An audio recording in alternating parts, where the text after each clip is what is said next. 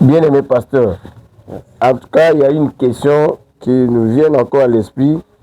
C'est la question de savoir quelle différence y a-t-il entre le bœuf et les Lévites. Merci beaucoup, Ndeko Mobali.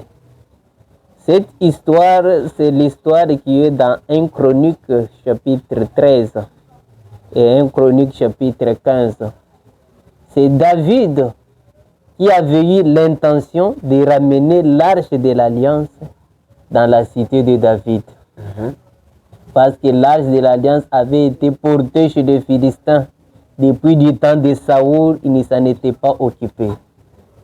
Alors, il a commis une très grave erreur. Au lieu de ramener cette arche selon l'ordre que Moïse avait donné aux Lévites, mais il a utilisé sa mode d'une manière moderniste. Il a jugé bon qu'il fallait que l'arche soit portée sur un char de bœuf pour que ça pouvait être un peu plus honoré par rapport aux Lévites. C'est pourquoi il a rassemblé des gens, il a mis l'arche sur un char de bœuf et Uza, ils étaient là en train de conduire l'arche. Maintenant, qu'est-ce que cela a produit comme conséquence? Les bœufs n'étaient pas des choses ou des personnes allouées à ce travail-là. L'ordre de l'Éternel était donné aux fils d'Aaron, les Lévites, des personnes qui étaient préordonnées, préparées pour ce travail-là. Mais à cause du complexe moderne des gens, il a voulu prendre le bœuf parce qu'il les a vus que ça pouvait être un peu plus honoré pour eux à la place des Lévites. Qu'est-ce que cela a eu pour conséquence? C'était la mort d'un homme. Pourquoi? Les bœufs tellement qu'ils ne sont pas habilités à ce travail-là, en portant l'arche, ils lui ont penché et l'arche devait tomber. Et Uza a voulu sauver maintenant l'arche. En voulant sauver l'arche, l'Éternel l'a frappé. Pourquoi cette histoire? Nous savons que Jésus a donné ce proverbe qu'il y a 3 sortes d'éniques. Il y a des éniques qui sont nés éniques. Il y a des éniques qui se sont fait eux-mêmes éniques par la parole de Dieu. Oui. Il y a des éniques que les gens ont fait des éniques. Okay. Alors, ces 3 qualités, c'est distinct.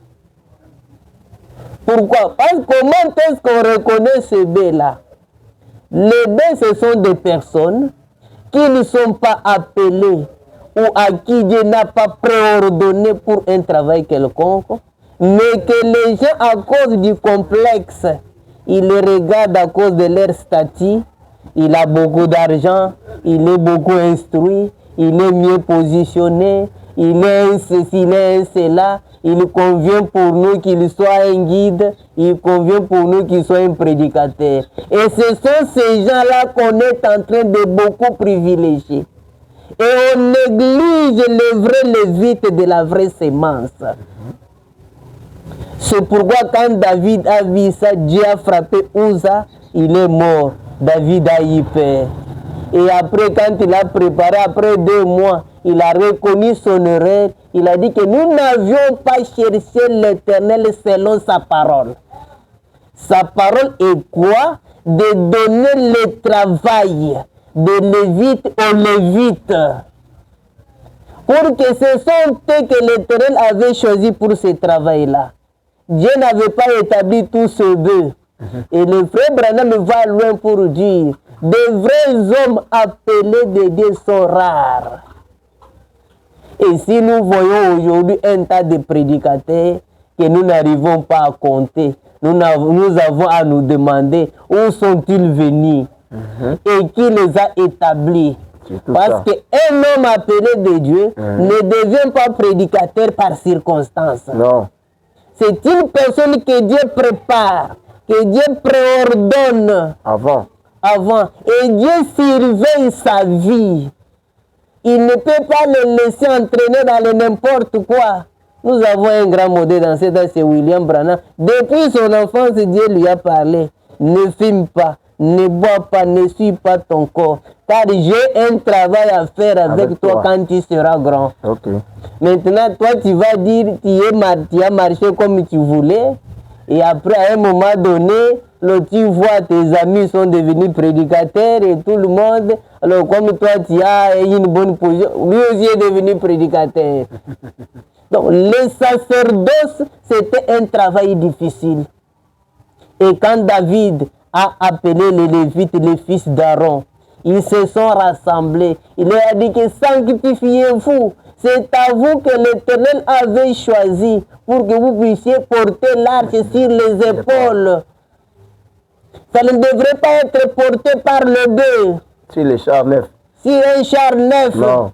Si de belles voitures et de vrais prédicateurs appelés de Dieu sont là de daigner négligés. C'est pourquoi nous avons trop de problèmes aujourd'hui dans le monde du message. C'est à cause de bœufs qui portent l'arche.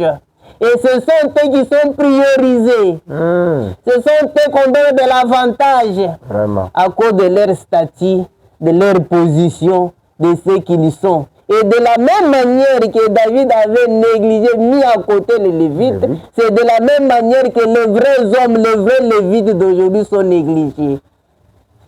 On les écarte, on privilégie une autre personne, on les met là-bas. On peut faire de quelqu'un prédicateur comme ça. Ah, toi, tu vas nous prêcher mercredi. Quand cette personne vous a dit que Dieu m'a appelé au travail? Vraiment. C'est ça le travail que les gens embrouillent beaucoup des églises aujourd'hui. On fabrique même quelqu'un pour rien, sinon il va quitter notre église, qu'on lui donne la chair. Sinon il va aller ailleurs, qu'on lui donne ceci. Et là, on fabrique des bœufs qui portent l'arche. Qu'est-ce qu'il y a comme conséquence? C'est la mort spirituelle.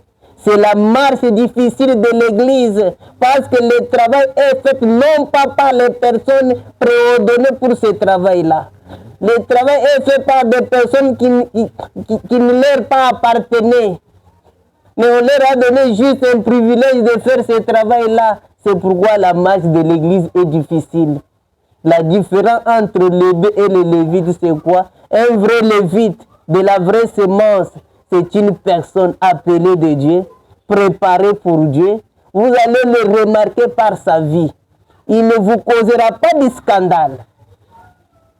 Il n'est pas à la recherche ni de l'argent, ni de la popularité, moins les femmes. Il est une personne qui a le seul objectif, le travail du Seigneur. Amen. Mais les deux, vous allez le remarquer à quoi? Comme ils avaient causé le scandale, ils continuent toujours à faire des scandales. Ça peut être non pas la mort physique d'un homme, mais c'est la mort spirituelle. Il vous causera des scandales dans la popularité, parce qu'il cherche à être un ceci, un cela. Il vous causera des scandales par des divisions dans des églises, parce qu'il veut toujours être reconnu comme un tel. Il vous causera des scandales dans des femmes. Ils ne cesseront pas de tomber avec les femmes. Il vous causera des scandales dans l'argent, parce que c'est un mercenaire qui est entré dans l'évangile. Il n'a pas le souci du salut des âmes. Il est là à la recherche de son propre profit. Ça, ce sont des bœufs. Mais ceux dont nous avons besoin, ce sont des lévites. Et les lévites de la vraie sémence, ce sont des pièces rares. Parce que ce sont des personnes que Dieu a préparées quelque part, comme un David qui était derrière les brebis, mais Dieu est en train de les préparer. Ce sont là les vrais lévites, des personnes qui ont le fardeau des âmes dans leur cœur, des personnes qui ne sont pas l'objet de scandales et de l'opprobre.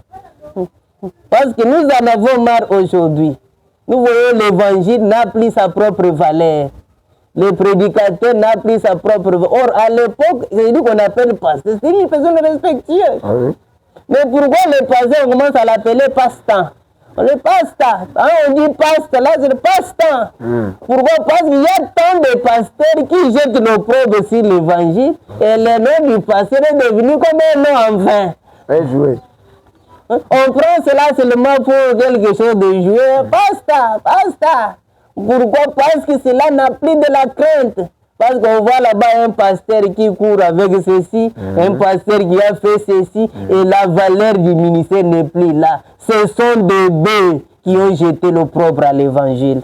Ce sont des bœufs qui ont détruit la valeur du message du temps de la fin. C'est pourquoi nous interpellons l'attention des enfants de Dieu, qu'ils comprennent la chose essentielle. L'évangile est entre vos mains. C'est à vous de reconnaître la meilleure des choses et de faire un choix tangible, parce que le salut de ton âme dépendra de la manière dont tu es encadré et de la manière que tu es nourri. Si un bête te conduit, sache qu'il t'amènera en enfer. Que Dieu vous bénisse.